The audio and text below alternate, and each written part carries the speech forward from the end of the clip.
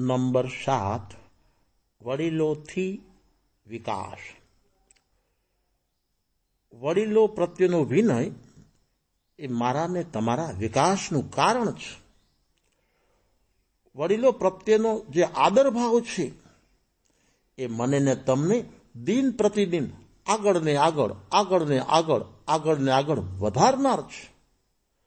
વડીલો પ્રત્યેનું જે બહુમાન છે એ મારા ને તમારા હૃદયની શુદ્ધિને વિશુદ્ધિ કરનાર છે.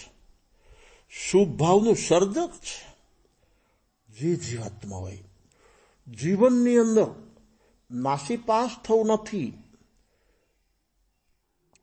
નાપાસ થવું નથી, કોઈ પણ ક્ષેત્રમાં નિષ્ફળ જવું નથી. એ જીવાત્માઓએ મૂંગા મોઢે વિના વિકલ્પે વડીલોને સ્વીકારવા જરૂરી છે.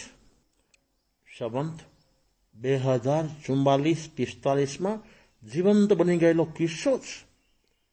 એક યુવાન જેના બાહુમાં બળ છે, હૈયામાં હિંમત છે, પગમાં પાવર છે.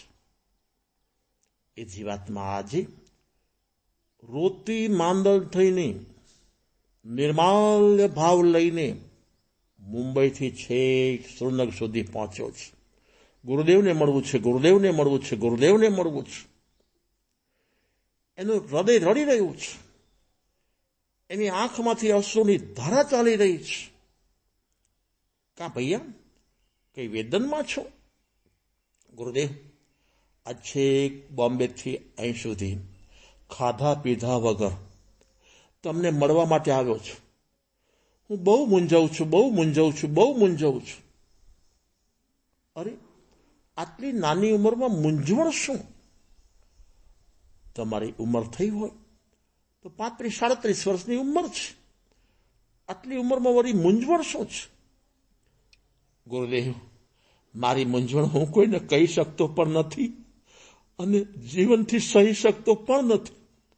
આજે આપણા પાસે હૃદયના ખુલ્લા દ્વાર કરીને મારી મૂંઝવણ કેવી છે? ગુરુદેવી આશ્વાસન આપતા કહ્યું છે, તમારું દુઃખ એ અમારું દુઃખ છે, તમારું વેદન એ અમારું વેદન છે. તમારી હૈયા વરાળ તમને દજાડે છે તો તમારી વરાળ, ગરમા ગરમ વરાળ, એ વરાળથી અમારું હૈયું પણ આ દાજી રહ્યું છે. જ્યાં સુધી તમે દુઃખમાંથી મુક્ત ન બનો ત્યાં સુધી આ જીવાતમાં જંપીને બેસી શકવાનો નથી. યુવાને ખુલ્લા દિલે વાત કરી છે. ગુરુદેવ, જેટલી મારી ઉંમર છે એટલા લાખ રૂપિયા મેં નાની ઉંમરમાં ગુમાવ્યા છે. હવે ભરપાઈ કોઈ હિસાબે કરી શકતો નથી. સામેલા જીવાત્માઓ જે લેણદાર છે એ મને છોડવા તૈયાર નથી અને હું ક્યાંયથી આ રકમ જોડી શકું એવું સ્થિતિ દેખાતી નથી. મુझे क्या करना है, मुझे क्या करना, मुझे क्या करना है? ગુરુદેવી હૃદય ભાવે હિંમત આપીને હળવાશથી કહ્યું, તમારા પિતાજીને આ વાતની ખબર છે? ગુરુદેવ, એનાથી મેં છાનું છાનું બધું કામ કર્યું છે. 1 વર્ષ ચલાવ્યું, 2 વર્ષ ચલાવ્યું, 3 વર્ષ ચલાવ્યું. હવે મૂંઝાણું છું, અકળાઈ ગયો છું, એટલે આપના શરણે આવ્યો છું. ગુરુદેવના હૃદયના રામે યુવાનને આશ્વાસન આપીને કહ્યું, અત્યારે જે ટ્રેન મળતી હોય એ ટ્રેનમાં જેવા આવ્યા છો એવા પાછા જાઓ. ક્યાંય પાણી પીવા ઉભા રહેશો નહીં અને છેક મુંબઈ પહોંચો, પિતાજીના પગ પકડી લ્યો, રડતા હૃદય ખુલ્લે ખુલ્લી વાત કરી લ્યો. પિતાજીને આજથી સ્વીકારી લ્યો, સર્વભાવે સ્વીકારી લ્યો. આગળ પાછળ ઊંચો નીચો વિચાર કર્યા વગર ગુરુદેવના વચનનું પાલન આ યુવાને 100% કર્યું છે. પિતાજીને ખુલ્લે ખુલ્લી વાત કરી દીધી.